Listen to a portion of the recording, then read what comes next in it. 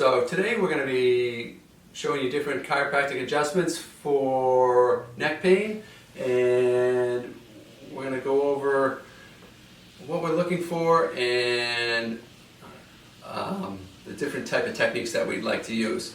So what we like to do is palpate the spine and see how it feels, and we're looking for fixations, misalignments in the spine, and we're going to try and correct those with an adjustment. A manual adjustment is with our hands, and then we have what's called an activator, which is a little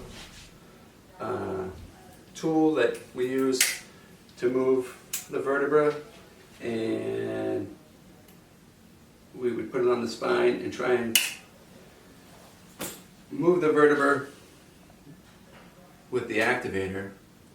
So that's kind of the activator adjustment. And then the manual adjustment, we're looking at how the spine moves in different directions in flexion, extension, lateral flexion, and rotation. And when there's a misalignment, it'll be stuck and it won't move in a certain direction. And we try and induce that type of movement. So what I'm feeling here is that we've got a misalignment at C3, and we're going to have the patient tip this way. I kind of open this up, and then I get a contact on C3, and I give a little impulse like this.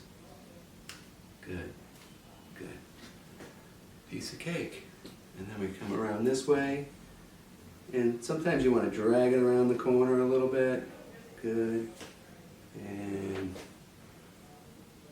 that's the manual adjustment,